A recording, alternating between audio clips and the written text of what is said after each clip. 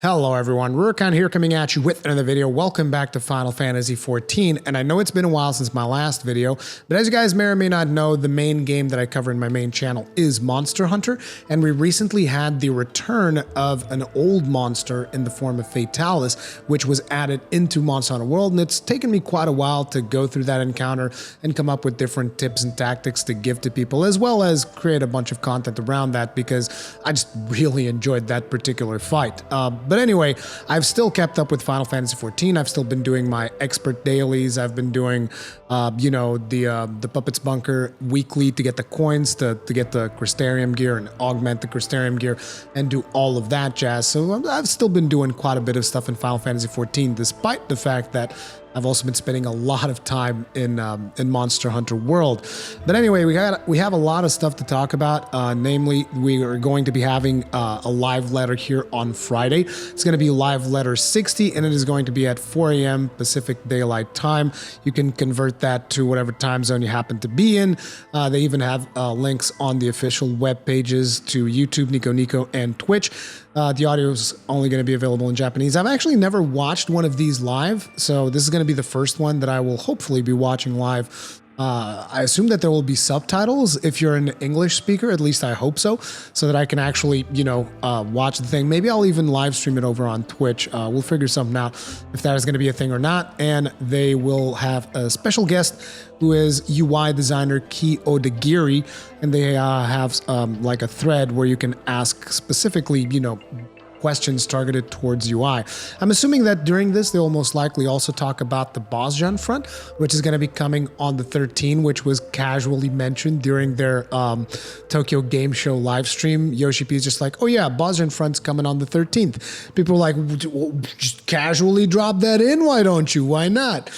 But it's pretty cool. I'm super excited for the Bozjan Front because essentially it marks the first relic that I can grind that is of current content. Like I've grinded a little bit for some of the Realm Reborn relics for the Paladin and whatnot.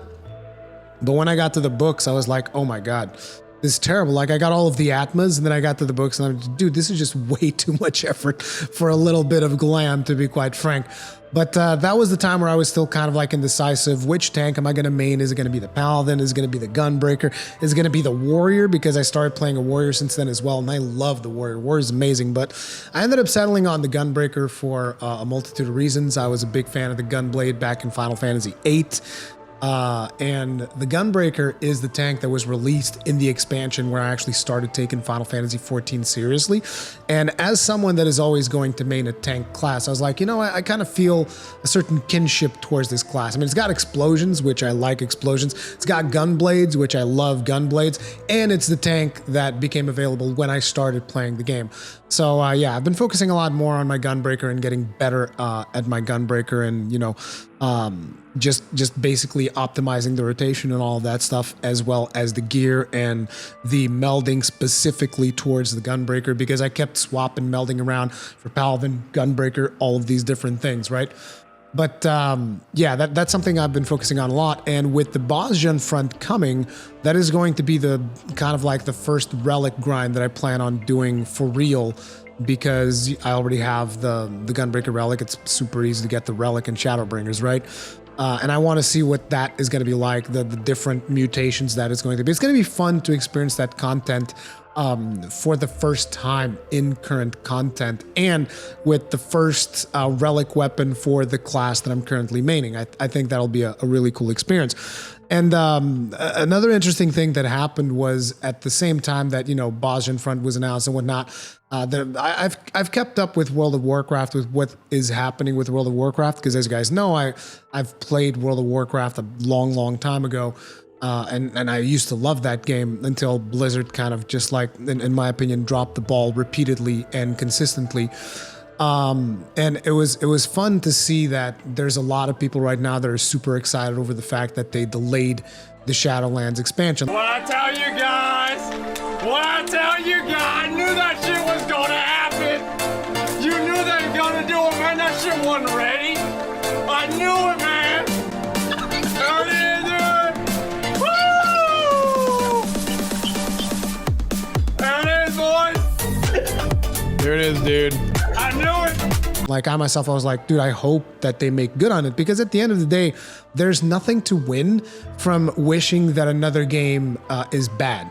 Like I know that there's a lot of people that are super passionate about their game, like people who are super passionate about World of Warcraft might wish, man, I wish, you know, screw Final Fantasy or whatever, that game sucks. And there's probably a lot of people on the other side of the equation who are really into Final Fantasy 14 that are just like, man, screw World of Warcraft, that game sucks. But what you need to understand is that these two games both being good is good for both communities. So like if World of Warcraft releases a really good expansion, then that's better for the Final Fantasy 14 community, because, you know, the developers of 14 are going to feel more compelled to make an even better expansion, right? They're going to be compelled to put out even better content. And if 14 is doing good, then the World of Warcraft team is going to be compelled to do even better than 14. There's like this kind of like competition going on, and both of these companies will keep trying to one-up themselves, right? So I don't wish anything bad for World of Warcraft. I just quite simply no longer have faith in Activision Blizzard to actually deliver a good enough expansion. That does not mean that I don't wish it to be good. It means I don't actually believe that it is going to be good. But it was very interesting to see people like super excited about, oh man, Shadowlands was delayed. This is the Blizzard of old, just like they delayed Burning Crusade. It's going to be amazing. It's going to be all of these things. And then I'm thinking to myself, wait a minute, what was the last game that they delayed? It was Warcraft 3, wasn't it? Warcraft 3 Reforged. Huh, how did that turn out? Oh, that was not good at all. That was actually really bad. They delayed it, and the product that came out was still hot garbage. It was really bad, and it was none of the things that they had promised that the game was going to be. I'm pissed. I think that on a scale of 1 to 10, I'm like a 3 or a 5. No, I'm like a 5 or a 6 on being mad right now. No, I'm about a 7. No, I'm like a 6.5. I'm about a 6.5 on being mad right now. So I'm extremely concerned about that. Like, again, I don't wish it to fail in any capacity at all, but I just don't think that there's a whole lot of reason to celebrate at this point, particularly because if you go and you watch content creators that are heavily involved in Warcraft, like I tend to do, because I just like keeping up with it just out of curiosity. Most of them are reporting that there's a lot of stuff that still is not properly implemented. There's a lot of systems that aren't working correctly. There's a lot of zones that have a lot of bugs. And it's like, even with the delay, I just feel like there's fundamental things about the design of that game that they need to change, and it doesn't seem like they're willing to change them. But again, I hope all the best for them. But the reason I brought that up is because it was interesting to see that Blizzard conveniently put their pre-patch on the same date as the Bozjan Front. So the Shadowlands pre-patch is going to be coming in the 13th of October. Now, I know that when it comes to MMO players, there's a lot of players that actually play both games. There's a lot of players that play World of Warcraft and Final Fantasy 14. And I'm very curious, if you're one of those players,